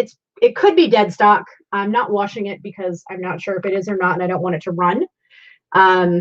So it's Acme Urban Sports. Again, this is another one I'll probably list for like $75, $85. Just so you know, this is what usually happens. Allison's up in Alaska and she finds the most amazing vintage hunting stuff, jackets, and all these great brands like Pendleton and Filson and all the time, Woolrich, all the time. And it's always like she paid like $1.25 or something ridiculous like $3. That. So tops. her favorite thing to do is just send Vikki pictures of the stuff that she found, and usually I'll be upstairs and all of a sudden I'll hear Vikki cursing, yelling, and cursing. She likes to send me video of like, look what I just picked up, 75 Pendleton board shirts for $1.50 each. And they're all vintage. Yeah, so it's pretty funny. So yeah. Anyway. You can, yeah. Okay. So I got, of course, a bazillion t-shirts. I got some stuff that I think are pretty fun. Now, I bought all my t-shirts were pretty much $10 a piece. If you buy like a lot more, like if I had bought like 200 t-shirts, I probably could have gotten a break on the price. But to me, like even $10 a piece, it's worth it because I'm getting so many, and I figure I could sell them for at least $40 or more. So it's a good deal. I love this shirt. This is, it's kind of small on the small side, but Hardee's, which is the same, I think they're owned by the same company as Carl's Jr. too, right? They might have been pre-Carl's Jr. I don't even know if they exist anymore. I think Hardee's does still exist, but now I think they're owned by the same company, so a lot of their branding is the same. But this is an old Hardee's t-shirt, and it says Hardee's Real Chicken Filet Sandwich. I just think it's really cool. Based on the tag, this is definitely like an early 80s. Again, it doesn't have like actual like branding logo or anything like that, but made in the US. And it does have the RN number, but it's just a cool, I think this is just I love this old 80s stuff. Not as hot as like the cool vintage 90s movie t-shirts, but I don't care. This stuff to me is really fun. This is your eBay stuff. I love this kind of stuff. And it's really eBay and Etsy. I sell a lot of this kind of stuff on Etsy. So I thought that was pretty cool. I've had a lot of like really cool vintage political t-shirts. I think these are fun. These I like a lot. Not speaking of political stuff, but we have over 200 people watching now. I better tell a long story and make some of them go away. Anyway, I got a bunch of really cool political t-shirts. What I think is interesting about this, so this says no Dukes. So this is actually Dukakis. What's interesting about this, I was born in 79. The presidential race that Dukakis was in, it was in the 80s. So I don't remember when. It was the 80s. I don't remember like what. Geraldine Ferrara and Michael Dukakis. Yeah, I don't remember exactly which. Who is from Massachusetts. It was him against against George Bush, I believe, right? And because Dukakis was a Democrat, I believe. I was very young at the time, but for whatever reason, my dad must have maybe angrily talked about Dukakis a lot because that name stands. It's like the first politician that I have a memory of, just because it probably was talked a lot about in my house. So this is just funny because it says no Dukes and it's got the little circle with the cross in front of it. I like finding old political t-shirts. I just think they're fun. They're, a little piece of history. So that was kind of cool. I think they're fun. I love those old political shirts. The thing is they're very topical now. So more and more people are involved in politics in general, and they are more and more people are of the age where that is retro, that is nostalgic, and it's fun. It makes a statement. So I think that kind of stuff is fun. Yeah. I mean, I don't remember anything about Dukakis. I just remember he was equal to bad, again, because I grew up in a very conservative household. And so I'm sure my parents were voting for Bush at the time. Yeah. My parents were both very conservative. I couldn't tell you a single thing about him, but this is not a political one. This is a Budweiser one. It just says "proud to be your bud." And I just think it's I like a lot of the like advertising type T-shirts and stuff like that. Those are also kind of popular right now. And this is a nice big text graphic on the front. And this is one, all my white stuff pretty much I'll bleach if it looks like it could use some brightening up. So this is in actually really good condition. And what would you sell something like that for? We know you paid $10 for them. I mean, I have to look it up, but this one, maybe I'd try to sell it for $50 or something, like $40, $50. It's not going to go for big crazy money or anything like that. That's the tag right there, the Sugar Creek tag. All right. I think Allison will appreciate this T-shirt because she always has like a dirty sense of humor. This one is, yes, a Union Electricians. It says Union Electricians, do it without shorts. I like the pun, but it shows, you can see the electrician, he's got the pants on, he's got his naked butt right there. He's got a heart on his butt. Yeah, he's got a naked butt. It says Union Electricians, do it without shorts. A little double entendre there. I think it's a funny, silly graphic. Just on a jerseys tag. See this jerseys tag. This particular tag is probably early 90s, but just a fun T-shirt. Again, paid $10 for it. I could probably sell this for $40, $50. Probably this one I'll price at like $48.99. I have set price points, so that's like my price point for that, around that. Oh, so we have a new watcher here. Over here, babe. Hawaii Flower Child, aloha to you as well. Clicked on for the thumbnail. I have one of those dolls. So if you're a new watcher, you probably won't get this, but the thing is that one of our friends that watches the show, this one kind of looks like Katy. Yeah. And this one kind of looks like me with a bad hair day. And so this is supposed to be our almost like fan art, but with Barbies. Yeah, pretty much.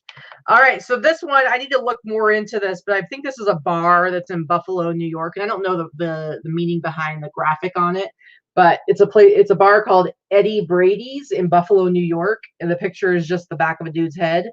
I don't know the meaning behind this. Why do you got some dude's bald spot on a hat on a shirt? I don't know. Is that Eddie Brady? Maybe somebody out there can tell me, but this is a Hanes beefy tag. This is like late 80s, early 90s Hanes tag. Weird. But it's nice big size, 2XL.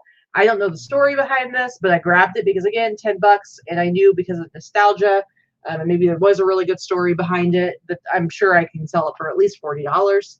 So I would never buy the picture of some dude's bald head. No. You're crazy. You don't know. I wouldn't. It's a bar. So if you were somebody who frequented this place in Buffalo, New York, back in like the 80s and early 90s. This is why we don't buy the same things. That's the nostalgia of it. There's somebody out there who's going to be like, oh my God, I haven't seen that graphic in years, in decades. And they're going to be like, of course I'm going to spend $40 to get that and have it back. No, thank you. Yeah. And I think it's funny. My favorite thing I ever saw in the newspaper was this guy's obituary. And the obituary was literally a picture of the back of his head. And the whole thing was really snarky and funny. And then it included a whole puzzle that you had to like figure out. It was fantastic. I love it. Great humor. So this kind of stuff makes me think of my grandpa. Like he probably would have had a t-shirt made with the back of his head on it. So. All right. Yeah. All right, I'll show more. I'll show two more real quick and then pass it over to you. Got a bunch of cool all over print stuff. This one is just kind of a cool, it says California Beach Company on it. It's kind of a Kelly cool might be right. stencil. Kelly's like, that was the guy who always blocked the TV or something, right? Probably. This is just I really like this the stripes going across it. It's on a Fruit of the Loom tag. It looks almost like prison wear. Yeah, that's what it like. Fruit of the Loom, made in the U.S. Just kind of a cool beachwear striped T-shirt. I like it. I like it. And then I really love this. All over print. It says Lake Tahoe, and it's got the mountain biking dude on it. Just really cool graphic. And this tag, I've gotten a few shirts like this. It says local colors or local color, and I think it's all like hand painted, hand printed kind of thing, or like, you know, because it's I don't know how they do all this, but I've got like a bunch of like probably like 3 other shirts that I've gotten in the past that have that same tag on them. That are different kinds of graphics. But just really cool, interesting. It's very cool. Grizz is being very naughty downstairs. Mm-hmm. Again, pay $10 for it. This one I'll probably try to sell minimum $75, but I'll list it for $100. Right, yeah, Grizz is making noise. She'd be naughty. Okay, so this is another one I think Allison will appreciate. I did pay $20 for this. This is a hand knit. Again, the style is like a shawl collar, almost like a Cowichan sweater, but it's not. It's just a hunting scene. It's got a little spot right here, but I did try to get it out, a little hand washing, and it did not come out, but I'm still selling it as is. So I paid $20 for it. It's got a little hunting scene. It's got the little dog and the hunter on the front. Somebody said in a chat once, it's the style is Mary, what is it called? Mary something print. Mary something print. But in the back, it's got the pheasant with the dog, the hunting dog. It's a big hand knit, heavy sweater. It's in fantastic shape, except for that little spot. Somebody will know how to treat that yarn, and this is wool, obviously, and someone will know how to treat that and get that spot out. It's just not me, and I don't want to. You're not the one. I'm not the one. It's got a big, heavy metal zipper, and it's got really good zipper facing. It's heavy. Mary Maxim. Thank you, Debbie. That was what I was looking for. Anyway, I think I can get about $250 for this sweater. You know, I'm afraid to treat the yarn because I don't want to bleach it out. It's this nice cream color, and there are certain things I'm just not willing to take the risk on. I'd rather sell it with the spot, and I know someone else that could probably get it. It's, you know, get it clean. It's, you know, it's just ingrained in the lanolin or whatever. So it's a really great sweater. It's a really big size, which is nice. You don't find big size sweaters like that very often. So I think I can get about $250 for it, maybe a little bit more. Another another jacket that Allison will like. It's a vintage 70s Pendleton. 70s, maybe early 80s. 70s I'm basing on the pointed collar. Mackinac jacket, and this is in like a army field green. I paid $20 for this. There's a little damage on one sleeve that you can see here. It's actually just the seam.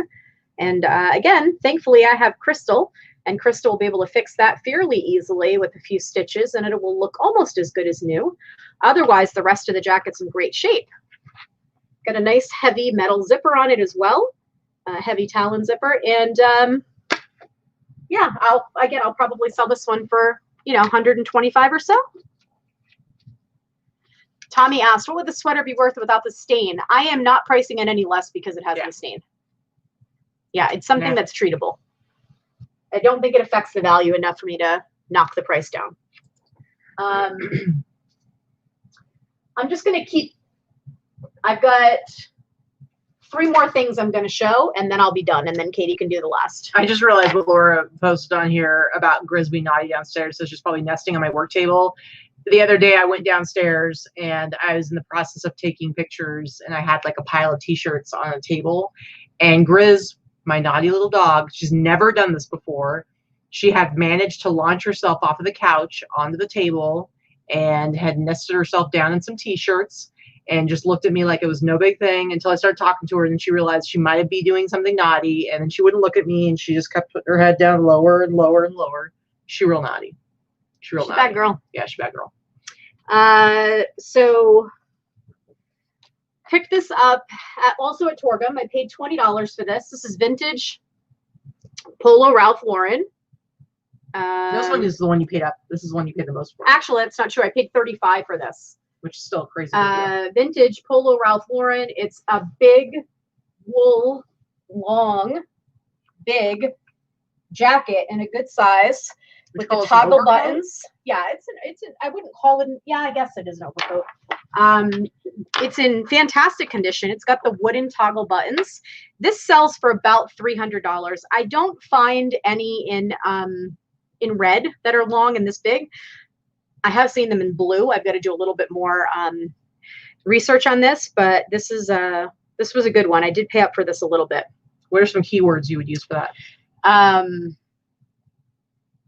We got just Debbie. This is a size large. The jacket. Yeah. What I'm talking specifically about this stuff, so people can know. Toggle. Right, but there's other words that you use for that. Duffel. No, I wouldn't use that. You don't use duffel for this kind of. No, it's toggle buttons. I know it's toggle, but you don't use duffel too. No. What's you duffel? Just said then? Twice. All right, so duffel's a bag. I don't know. No. I've never used the word duffel with regard to a button. For a jacket. All right. I call it duffel with a D-U-F-F-L-E or E-L, but maybe I'm the only one. So this jacket could be either men's or women's. That's the one. That's the kind of thing about this. It's fairly unisex because the way that these toggles are, it's not like left over right as much or right over left. I think this could be fairly unisex. I do envision this would be more of a women's type of jacket than men's, but there might be some men that like it. I think that there was a zip out for or snap out for lining on the hood because I have snaps here, but there's nothing attached to it. But again, I still think I'm going to get $250, $300 for it. I wouldn't use barn coat, Martha, only because it actually goes down well below the knees. It's a very long jacket. It's actually fantastic. If I'd still lived in New England, I would love this kind of jacket because this is perfect for the winter. Rope toggle. Yeah, that's a good idea, Kara. That might be a good one. Okay, one more jacket and then I'll show you my last item. This is another item. I paid $20 for this, just a basic wool Letterman jacket, 1967. It just had some nice graphics on the back. West Virginia AAA state champs. Most of these sell in the $100 range, $125 range. Doesn't really matter what school it's from, even if it's from a high school or a college, as long as it's a decent size. I like it. And then I'm just going to show you the last bit of items that I picked up. I'm only going to show you a couple of them. I actually picked up 7 in total. I paid $15 a piece for them. And I got 7 Pendleton wool robes, all vintage, all different patterns. And then, you know, this is a different, more of a Christmassy plaid. This is the green plaid. Some have a couple holes. Some have no holes. Some have, you know, most of them have the belt. 2 of them don't have the belt. I have sold them in all various manners of distress. I sell them for $85 if they're destroyed. When they're in good shape, they're going to sell for about $125 to $150. If they have the belt, they'll sell for $125 to $150. I'll sell them for about $75 to $85 if there's any damage or without the belt. So I bought a lot of Pendleton this past week, and really good stuff. You would have bought more if you could. I would have bought more. I didn't know they were going to give me such good prices. So honestly, if I go back again, I will buy more from that. Well, and you already said when I go back, because I'm going to go next time by myself, and you've already asked me to if I can get the same prices on some of those like hunting jackets and Letterman's jackets and stuff to basically just wipe them out. So I want to answer the quick question here from Hawaii Flower Child. You have a cross-listing company that we work for. We heavily endorse and work for use List Perfectly. I don't want to say we work for them. We work with List Perfectly. Both Katy and I use List Perfectly. Most of our followers that use a cross-listing tool also use List Perfectly. We also run a Facebook group. Help run a Facebook group. The link is down below. There is a link to List Perfectly. If you do not use them yet, if you'd like to sign up and use List Perfectly, my link is down below. That does give you 30% off your first month. I highly suggest, it is a month-to-month subscription service. I highly suggest use the coupon code below. If you sign up to get 30% off your first month, again, because it's month-to-month, I guarantee you, if you use the program for the first month, it's going to pay for itself in sales. I have yet to hear from anyone that has used it properly that has not increased their sales dramatically. If you expect it to do it for you itself, then of course it's not going to work for you. But you got to cross-post your stuff. It's a fantastic program. Yep, absolutely. All right, I have a big stack, but I'm not showing all of it. I just kind of set aside the stuff that I thought was interesting. But and I'm going to show more of it next week. But this is probably one of the coolest, maybe the coolest finds that I got. So I was looking through the t-shirts, and what's funny is Deb was literally like 5 to 8 feet away from me when I was in the same row, and I'm looking, and I pull this out. And the first thing that caught my eyes, I was just like, oh, this is a really cool graphic. And then I saw the text on it. So I pulled it out and I was like, oh, that's really cool. I like that it's got cool like gorilla. a chimpanzee. And then I read, chimpanzee. It's the or a chimpanzee. I said gorilla. That's not a gorilla. Sorry. They're different animals. And it says the Jane Goodall Institute. And I was like, oh, that's really super cool. This is from the 80s. And then I look closer and bam, it's actually signed by Jane Goodall. Like, how cool is that? And nothing says like 80s more than, I mean, she's just kind of like one of those. She's an iconic figure, particularly from the 80s, but obviously all the way up until now. But if you grew up as a kid in the 80s, you know who she is, just because you'd always hear stories about her and stuff. But I just think this is super cool. This is definitely from the 80s. It has this Fruit of the Loom tag that you see a lot of 90s stuff on, but this t-shirt is actually dated and it is 1987. So that just shows you will see these Fruit of the Loom tags in the late 80s as well. Kind of goes from like late 80s into the 90s. So how much are you selling it for? And a nice big size. This one, I don't even know. Like, how do you? I don't know. I don't know what her signature is valued at. I don't know. I'll have to look. I have to do research. I have to figure out like if there's. I don't know if there's a lot of other Jane Goodall signed stuff out there. I don't know what it's valued at. I have no idea what it's sold for before. I would say off the top of my head, it would have to at least be like a couple $100. But no idea. Yeah, Kimberly, she did exceed her 2-minute dissertation on that piece. She's exceeded her 2-minute dissertation on most of the pieces today, but I'm going to let her go. This was my other really special one, okay? You're rude. Y'all rude. So Hawaii Flower Child, I do see a lot of your posts talking about the item specifics issue. We're already well over our time with this show, so we're not going to get into that with this show here. But yes, you are not the only person. Message eBay for Business. I have 700 items that my item specifics are jacked up on. It's a glitch. Yes. Are they working on it? Yes. Will it be fixed? I doubt it. I don't know. We'll see. These ones I will show very quickly without saying much. This is another Dukakis one. Dump, do Taxus, Save America. Silly, silly, silly. Michelle says, Reseller Project says, you need to start screaming, reclaiming my time. Sorry, that was funny. Rude. Button Your Fly, Levi's 501 t-shirt. Oh, that's a classic. Very, very cool. This one was filthy. It was so yellow. I think I did a pretty good job of whitening it up. It's still pretty worn and faded, but just a really cool t-shirt. Awesome Coors Super. Whoops, that's on it. Where'd it go? And yes, List Perfectly does work with Apple. It has for a very long time. List Perfectly is a Chrome extension. You just need to download a Chrome extension. It works with Apple or PC. Yeah. anyway, I'll show you one last item for this week, one last political one. This is from Oliver North's failed attempt to get elected to the Senate. I would say not a great picture of him, but a ridiculous T-shirt with the roll sleeves that have like the. I think it's pretty funny. That have the American flag inside of them. But this is from like the early 90s, I think like 92 or something. You seriously need to get the fly T-shirt is very timely, Kara says.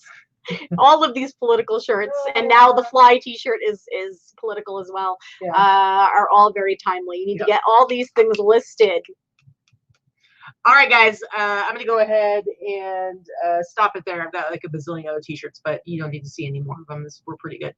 But thank you guys so much for coming and hanging out with us and watching us today. We were happy to be back after being away. This was a fun show. We missed you guys. We always miss you guys when we're gone for an extended period of time. So thanks for popping in. We had a strong audience of 200 today live, and that's always good. We love to, the more the merrier. I want to thank Britt again for our fan art.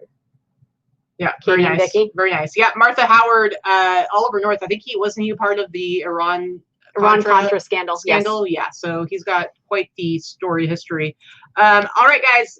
Thank you so much. We will see you next week our Sunday Live Haul. But in the meantime, you can go ahead and follow us on Instagram. All our links are below. You can come join the Facebook group. I haven't posted a darn thing on Instagram in about 10 days, but yeah, you can follow us. Follow my boutique for him on Instagram, and I post up there. But if you're not in the Boss Facebook group, we're always hanging out in there and posting stuff. So appreciate it. We got to get going. We got some work left to do, and then we're going out to see a friend. Third night in a row. Who are we? Who are we? I feel weird. I just feel weird. Can we stay home for the next week? Oh wait, we can't. We can't because we're gonna see Mo and Linda. So that's and we have a birthday dinner Wednesday night. Huh? For Lou.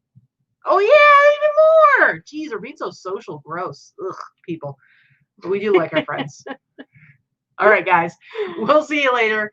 See you next week. Yeah. Go sell some stuff, guys. Go sell some shit. Get on it. Hashtag don't be dick. Bye. Bye.